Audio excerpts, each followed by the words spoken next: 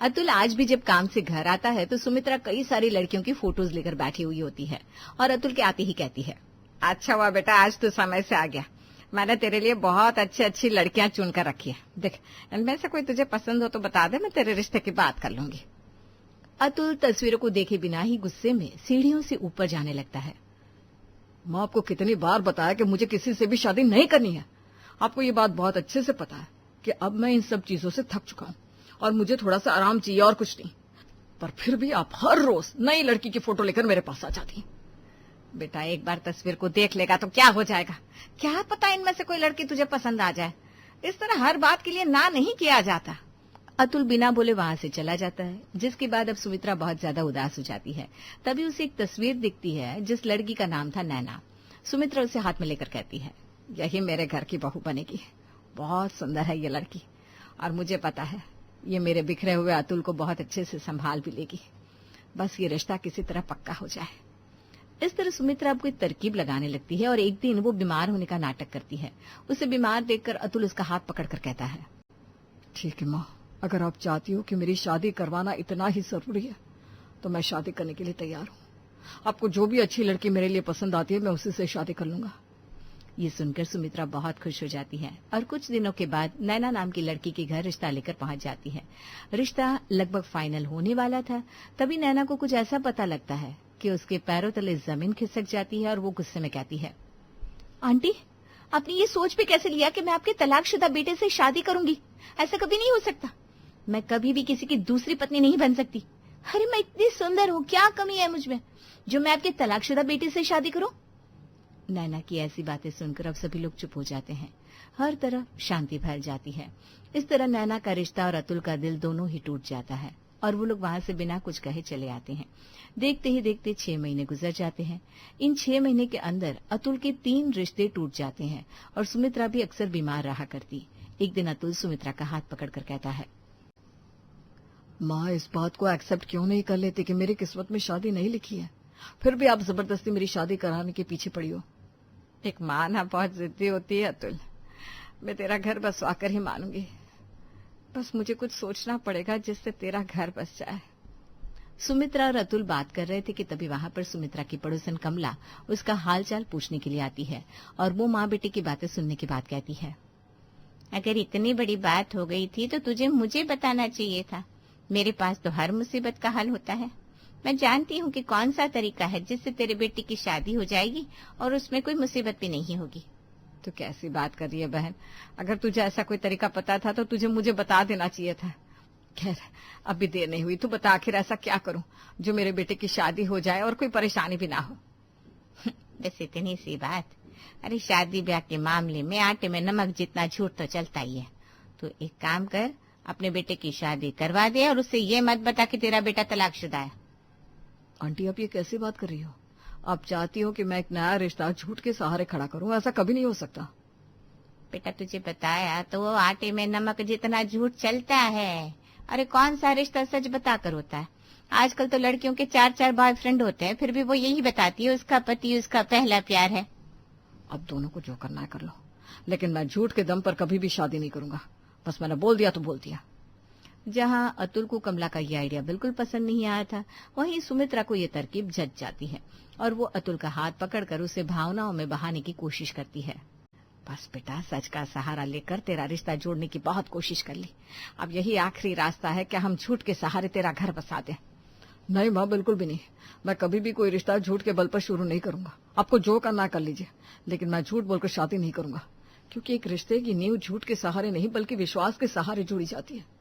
देख बेटा, यहाँ पर सिर्फ तेरी शादी और तेरे घर बसाने की बात होती तो मैं फिर भी मान जाती, लेकिन तेरे बाद तेरे 2 छोटे भाई भी हैं, उनकी भी शादी करनी है। चलो, रोहित तो विदेश में रहता है और पढ़ रहा है, लेकिन विपिन का क्या? तेरी शादी के 1-2 साल बाद उसका भी तो घर बसाना है। मेरे लिए ना सही, विपिन के लिए ही शादी कर ले बेटा। अतुल भी अपनी माँ की बातें सुनकर भावुक हो जाता है। आप लोगों को जो करना है करिए, लेकिन जो भी होगा उसका अंजाम भुगतने के लिए हमेशा तैयार रहना, क्योंकि उस समय मैं किसी की साइड नहीं लूंगा।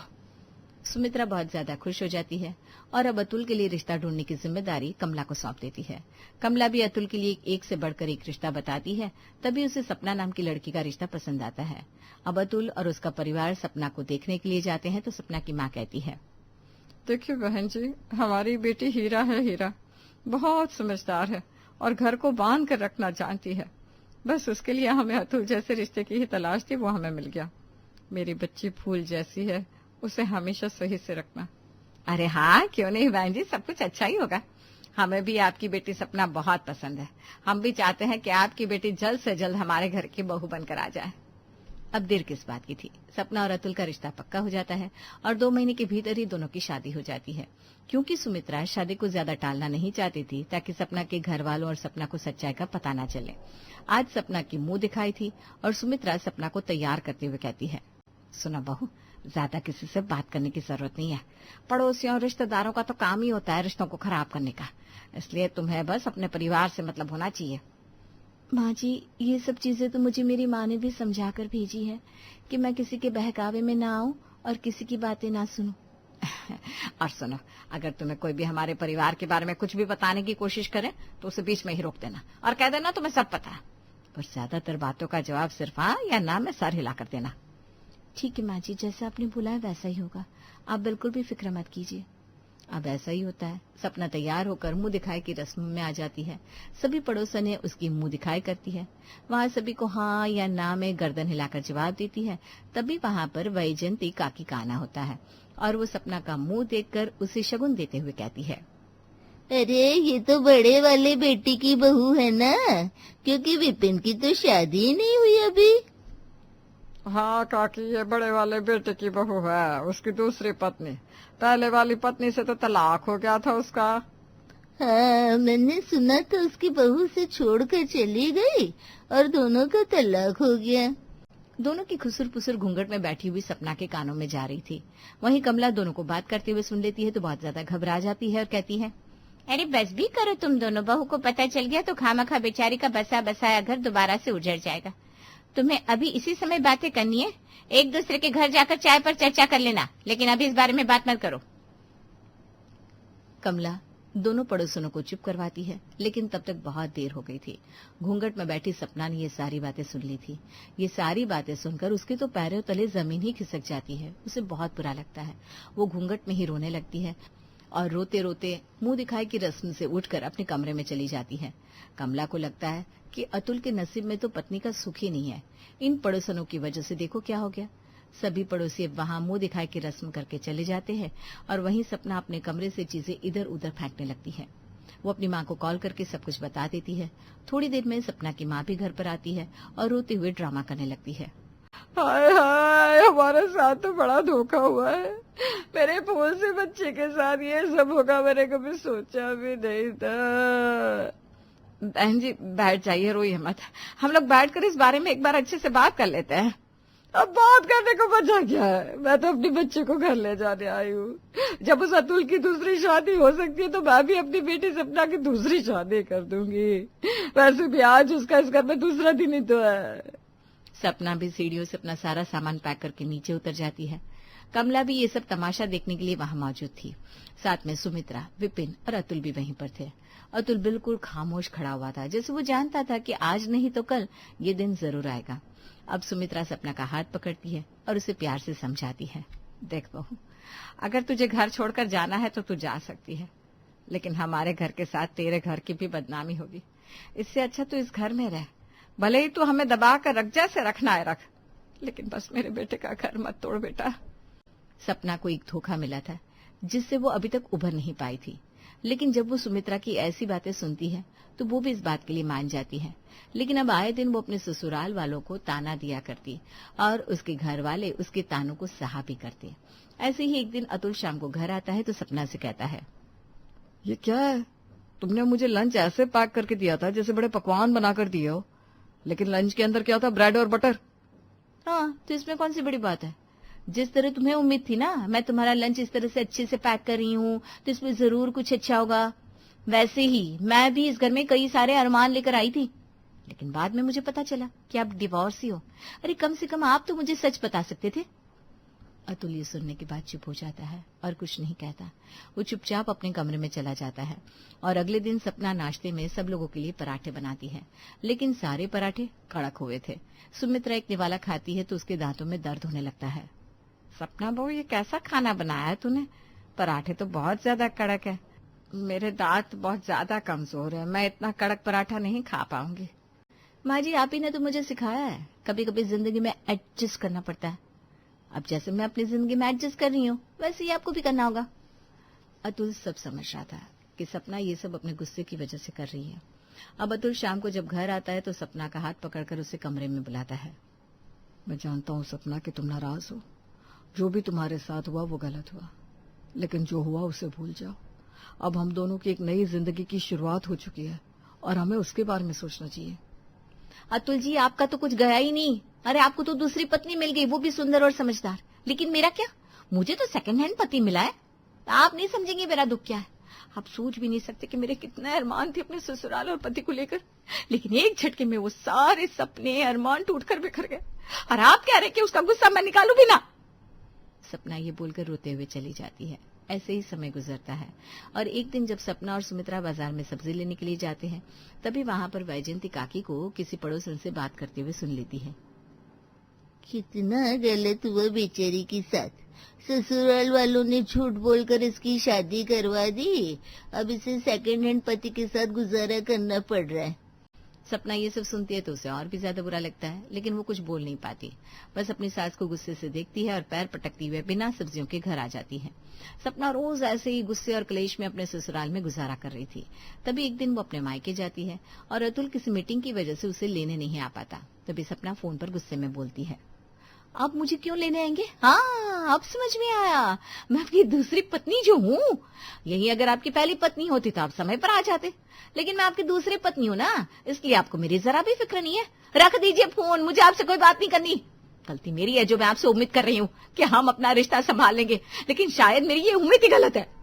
सपना मेरी बात सुनो, ऐसे कोई बात नहीं है। दरअसल एक इम्पोर्टेंट मीटिंग। सपना कुछ नहीं सुनती और गुस्से में कॉल कट कर देती है, जिसके बाद वो अकेले ही अपने ससुराल वापस आने के लिए निकल जाती है। तभी रास्ते में उसकी टक्कर चारू से होती है। चारू उसे देखते ही पहचान लेती है और कहती है, सपना, तुम सपना ही हो ना, अतुल की पत्नी? हाँ, मैं अतुल की पत्नी हूँ, लेकिन आप कौन? मैंने आपको पहचाना नहीं। मैं अतुल की पहली पत्नी हूँ। तुमने मुझे पहचाना नहीं होगा, पर मैंने तुम्हें पहचान लिया, क्योंकि मैं अतुल के साथ फेसबुक पर हूँ, इसलिए मैंने तुम्हारी और अतुल की फोटोज देखी थी, इसलिए तुम्हें पहचान लिया। कैसी हो तुम? सपना ये सुनती है तो उसके तन बदन में आग लग जाती है। उसे बहुत ज्यादा गुस्सा आता है और वो ताना कसते हुए कहती है, ओह, तो तुम हो उसकी पहली पत्नी? ये बढ़िया है। और वैसे भी तुम मुझसे पूछ रही हो ना मैं कैसी हूँ, तो सुनो, एक धोखेबाज इंसान के साथ मैं कैसे हो सकती हूँ इसका अंदाजा है? और उन्होंने मुझसे दूसरी शादी की और मुझे बताया भी नहीं। वो तुम्हारे साथ फेसबुक पर ऐड है और मुझे ये भी नहीं पता। पर अब बस, मैं ऐसे इंसान के साथ और नहीं रह सकती। एक मिनट सपना, एक मिनट। अरे तुम अपने पति को इतना गलत कैसे समझ सकती हो? वो बहुत भले इंसान है। उन्होंने अपनी खुशी के लिए नहीं बल्कि मेरी खुशी के लिए मुझे आजाद कर दिया। कैसी बात कर रही हो तुम? मैं कुछ समझी नहीं। किस्मत ने हमें आज मिलवाया है ताकि मैं तुम्हें सच्चाई बता सकूं और तुम्हारा रिश्ता ठीक हो सके। सुनो, अतुल और चारू की शादी हुई थी। अतुल बहुत ज्यादा खुश था क्योंकि चारू बहुत ज्यादा सुंदर थी। शादी के पहली रात जब अतुल कमरे में आता है तो, मेरे पास मत आना, मैं आपसे प्यार नहीं करती। अगर ऐसी बात है तो तुमने ये शादी क्यों की? फैमिली प्रेशर में। मैं किसी और से प्यार करती हूँ, किसी और से ही शादी करना चाहती थी, लेकिन परिवार वालों ने उससे शादी नहीं करवाई, सिर्फ इसलिए क्योंकि वो हमारे स्टैंडर्ड का नहीं था।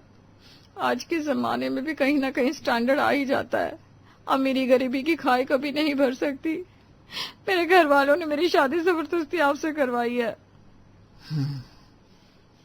ऐसी बात है कि तुमने फैमिली प्रेशर में आकर ये शादी करी है? हाँ, मैं सिर्फ रवि से प्यार करती हूँ और उसी के साथ रहना चाहती हूँ। मेरे घर वालों ने मुझे अपनी कसम दी थी और मर जाने की धमकी दी थी।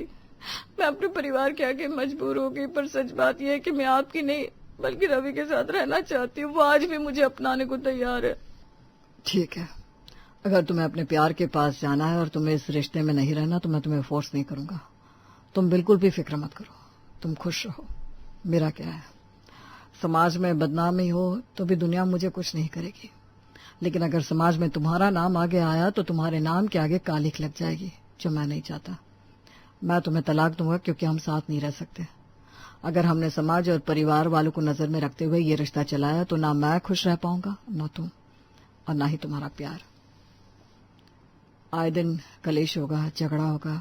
इससे अच्छा है कि हम दोनों अलग हो जाए, हम दोनों अपने रास्ते अलग कर लें। लेकिन आपके ऊपर तो बदनामी का दाग लग जाएगा, उसका क्या? मुझे उससे फर्क नहीं पड़ता चारू, क्योंकि मैं एक लड़का हूं। एक लड़के को जमाना कुछ नहीं बोलेगा, लेकिन एक लड़की को यह जमाना बहुत गलत नजरों से देखता है और बहुत उल्टा सीधा बोलता है। इसलिए इस दुनिया की नजर में मैं बुरा बन जाऊंगा, लेकिन तुम्हें नहीं होने दूंगा। और मुझे फर्क नहीं पड़ता कि दुनिया मुझे ताने देगी या नहीं देगी। अतुल की ऐसी बातें सुनकर जहां चारू खुश होती है तो उसे रोना भी आता है, क्योंकि उसके परिवार वालों की वजह से अतुल की जिंदगी खराब होने वाली थी। तो ये सच्चाई है तुम्हारे पति की। तुम्हारा पति धोखेबाज नहीं है, लेकिन दिल का बहुत अच्छा है। अगर मेरी जिंदगी में रवि नहीं आया होता तो मुझे तो अतुल से ही प्यार होता, और मैं बहुत खुश नसीब वाली होती कि मेरी उनसे शादी होती। चारू ये बोलकर चली जाती है। अब सपना को अपनी गलती का एहसास होता है। वो घर की तरफ आ रही थी कि तभी उसे रास्ते में अतुल मिलता है। सपना उसे देखते ही उसके गले लग जाती है। मुझसे बहुत बड़ी गलती हो गई, मैंने आपको गलत समझा। मुझे ऐसा लगा आपने मुझे धोखा दिया है, लेकिन आप तो एक बहुत अच्छे इंसान है। अरे क्या हुआ सपना, तुम इस तरह की बातें क्यों कर रही हो? कुछ हुआ है क्या? मुझे आज चारू मिली थी, उसने मुझे सब कुछ बता दिया। माफ करना सपना, मैंने चारू से वादा किया था मैं किसी को कुछ नहीं बताऊंगा, और मैंने वो वादा निभाया। मैं एक औरत की इज्जत करना जानता हूं, भले ही उसके लिए मैं जितना भी बदनाम क्यों ना हो जाऊं। आपको जो सहना था वो आपने सहन कर लिया, पर अब हम अपने इस रिश्ते को एक नई दिशा देंगे। हम अपने रिश्ते की नई शुरुआत करेंगे, और उस रिश्ते में हमारे बीच किसी भी तरह की कोई गलतफहमी नहीं होगी। मैं सब लोगों से माफी मांगूंगी जिन जिन का मैंने दिल दुखाया है, और अब हमारा रिश्ता बिना किसी लड़ाई झगड़े के अच्छे से रहेगा। सपना ये बोलती है और उसके बाद अतुल का हाथ थाम लेती है, लेकिन इस बार उसने उसका हाथ प्यार से थामा था और उम्र भर उसका साथ निभाने के लिए थामा था।